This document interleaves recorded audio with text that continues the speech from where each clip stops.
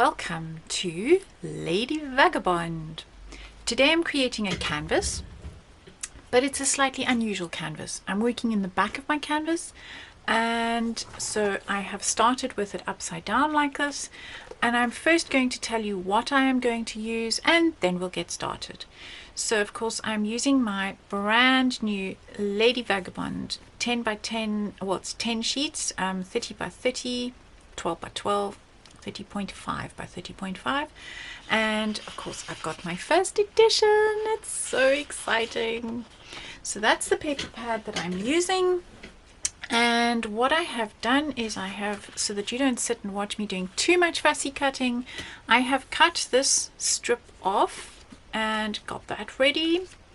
Then I have cut out two of my airships, and I have cut a shadow as well in just plain black cardstock.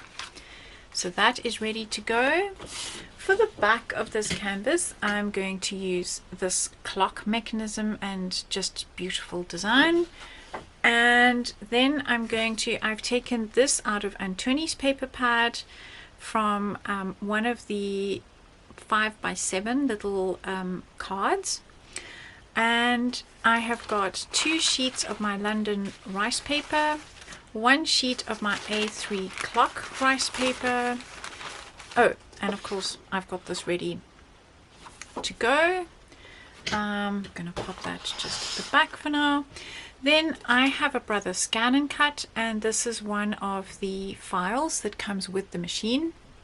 So I have cut that to 23 centimeters large, so or small or big, whatever you want to say, so that it fits within the inside of this frame. And why is it sitting here like this? You can probably see by the reflection of my light that I have got a large clear piece of acetate that I got at my local hobby shop.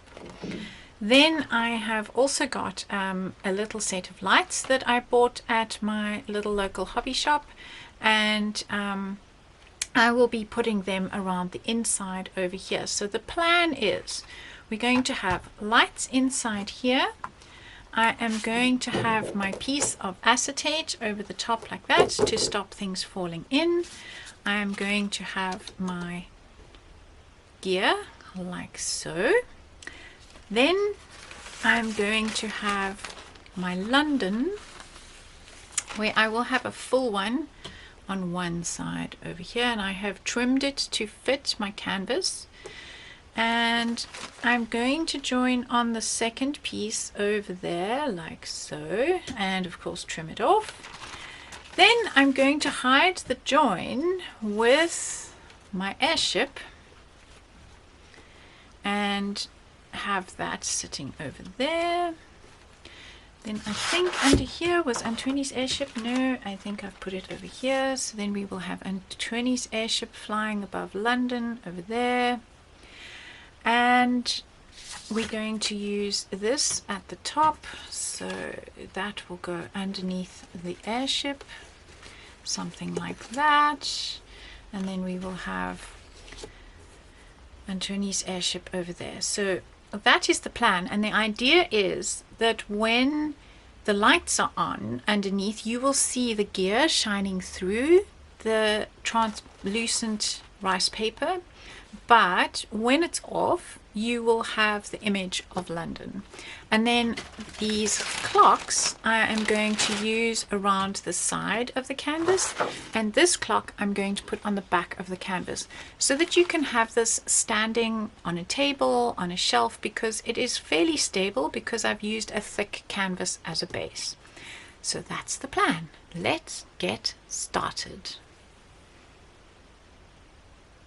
Having talked you through all of that, I'm now going to show you the super speedy version of how I put this all together. So having worked out my lights, I then decided I needed some tin foil from the kitchen to help reflect the lights back into the center of the canvas, and I adhered them in place with double-sided tape. Now I'm working on the acetate with the gear and the rice paper, which I'm adhering with Collard gel. I put that on one side to dry while I worked on building my airship. I put the drop shadow down and built up everything else with double-sided foam tape as well as some foam core. This is a really nice lightweight but strong medium. To stop the edges being obvious, I painted the sides of this top piece with some black Allegro paint. I then bent everything and gave it a bit of form and glued it in place. Following this, I cut the strips for the side of my canvas from the rice paper and measured the paper to fit the back of my canvas. I taped the battery pack in place so that it didn't get damaged or move while I was adhering the rice paper strips to the side of my canvas with collard gel.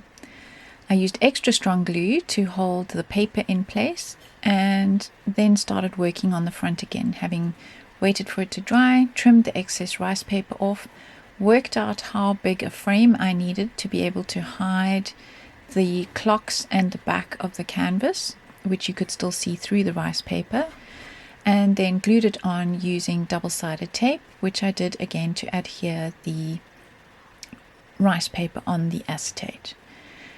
What I'm doing now is cutting strips to build a frame around the side of my canvas, just to add a finishing touch and a more professional look. This is a really quick and easy way to finish something off. Having worked out where I want all my elements, I drew around them and just added drop shadows on the left hand side and the bottom of each object. Once I've done that, I'm adding highlights using white Allegro paint on the right hand side of the objects and gluing everything in place. Then I got out all my metal embellishments, added corners to the top of the canvas, gears and brads, and a little bit of detail. Then I decided it needed balancing by adding one of Antoni's badges to the bottom left-hand corner and a little bit more dimension by using a Christmas ornament which I aged with Allegro paint. Glued it all together and we're done. Altogether, this project took 2.5 hours to create.